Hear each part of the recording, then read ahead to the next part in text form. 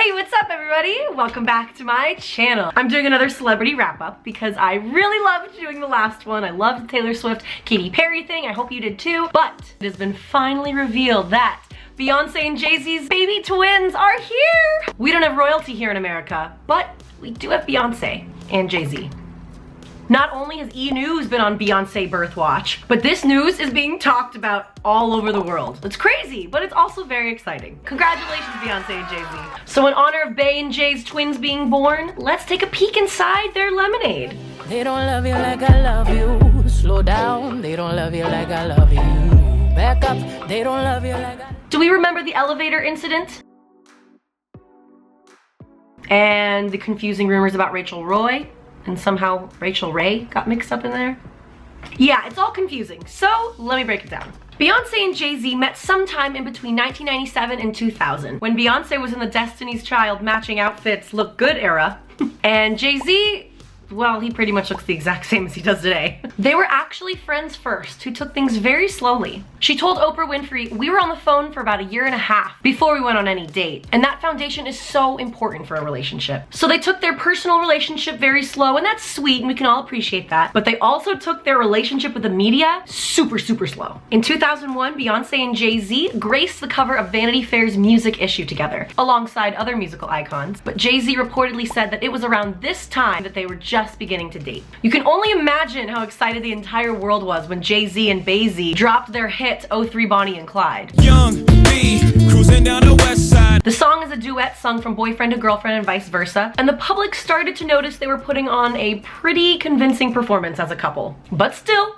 they always just claimed that they were just friends. It wasn't until they dropped Crazy in Love in 2003 when the rumors started swirling out of control. No one could deny that explosive chemistry. And the media wanted more details on their romance. Can you blame them? Look at them. Look at them. Now, this wasn't exactly a time when TMZ was around and could hide in the bushes to snap them walking out of Target, or whatever Beyonce's version of Target is. I imagine it's a pretty magical place though. No, this was a time when magazine interviews with celebrities were really the only way to get a statement from them. There's no Twitter or anything like that. When Jay-Z was asked about his relationship in a Playboy interview, he simply responded, "She's beautiful. Who wouldn't wish she was their girlfriend?" Hashtag so cute. This interview left the Bay Hive buzzing because after this, Beyonce and Jay-Z were spotted out at multiple basketball games, fashion shows, and other important celebrity paparazzi-filled outings. But we had to wait until the 2004 Video Music Awards for them to debut themselves as a couple, officially on the red carpet. I don't know why they thought this was okay. Now, this is the part of the story that I find the most interesting, and a lot of people don't really know about this. We all know Rihanna, right? Gorgeous, badass from Barbados, shares umbrellas with others. Of course. But do you remember 2005 Rihanna? When she just put out her debut single, Pon De Replay? I bet you do. That song was great. It became an instant chart-topping hit. But one particular ex-publicist claims that Pon De Replay's success was due to a false rumor that he started. Nothing sells better than a scandal. So in order to give Pon De Replay the boost that he thought it needed, Rihanna's publicist at the time, Jonathan Hay, claims that he made up the rumor that Jay-Z was hooking up with Rihanna and cheating on Beyonce. Now this all came to light when the unauthorized biography Becoming Beyonce came out in 2015. In it, author J. Randy Taraborelli claims that Beyonce was so upset with these rumors that she split up with Jay-Z for what he calls a lonely year. Again, this was an unauthorized biography on Beyonce Knowles Carter, written by a famed celebrity biographer, and neither Beyonce nor her family had any part to do with this book. Taraborelli actually hired a private investigator to speak with many people from Beyonce's life to gather enough insider information to fill a book's worth, which is as interesting as it is creepy and terrifying.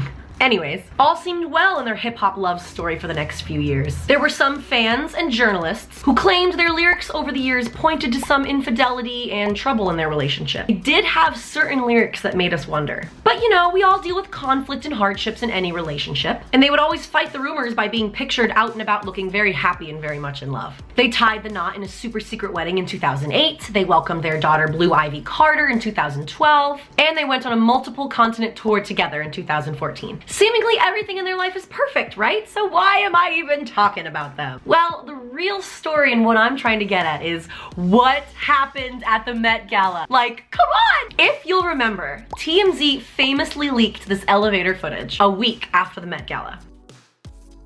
Jay-Z and Beyonce were dressed to the nines for the 2014 Met Gala, and they were at an after party, which is standard for events like this. It was at this after party in an elevator where Beyonce's sister Solange Knowles attacked Jay-Z over and over and over again. So much so to the point that Beyonce's bodyguard had to step in and restrain Solange from continuing to attack Jay-Z. What's even more interesting is that if you look closely in the video, you see Beyonce sidestep. She literally moves aside so Solange can get a better shot. Eventually, Beyonce stepped in as things escalated. Solange was taking some serious swings here. She was using her purse. She started kicking at one point.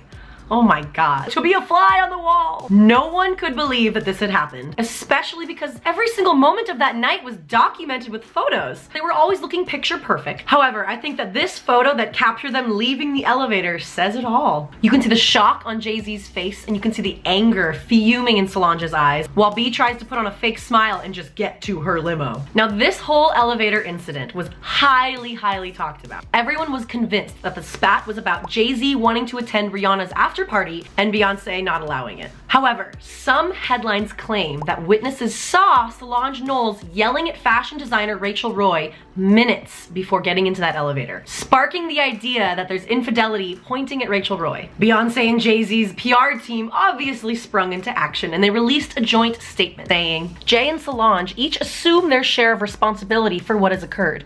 They both acknowledge their role in this private matter that has played out in the public.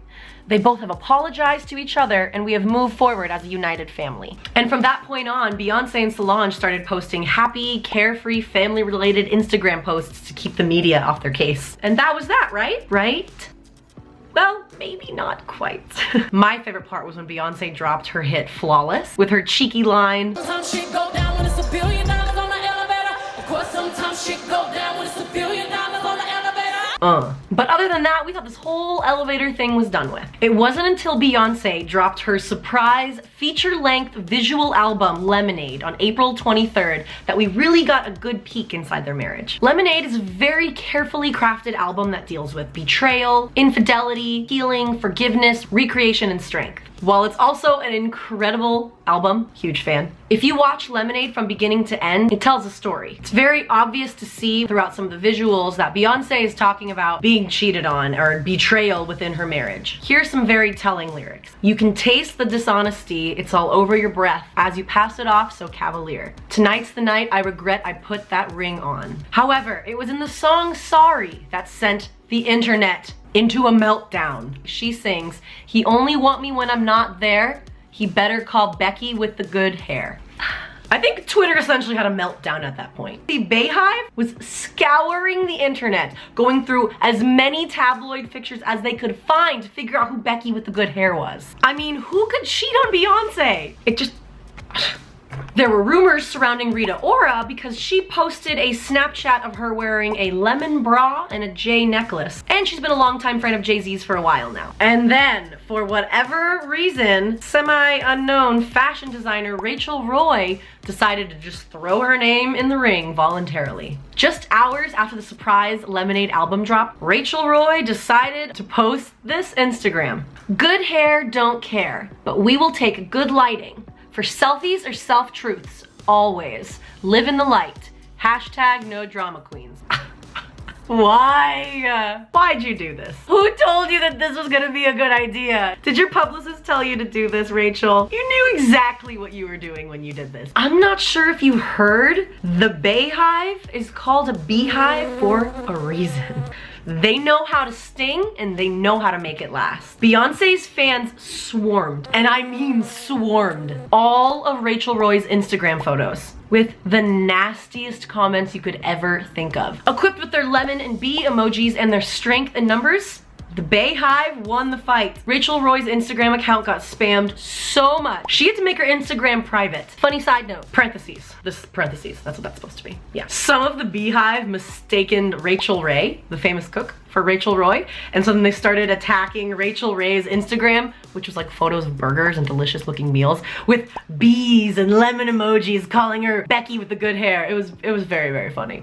This one person even apologized on behalf of the entire Beyonce fan base. Hilarious. Anyway, but it didn't just stop at Instagram. Probably most hilariously, Rachael Roy's Wikipedia page was edited 200 times in under 70 minutes before Wikipedia had to lock it down. It's mean, I don't condone cyberbullying, but this is so funny. They hacked her Wikipedia page and changed her title to say, can't say this with a straight face, "Hi, I'm a dusty side hoe," and that she died under a lemonade stand. Rachael Roy had to eventually make a tweet. "I respect love, marriages, families, and strength. What shouldn't be tolerated by anyone, no matter what, is bullying of any kind." I mean, did you have to make that Instagram post, Rachel?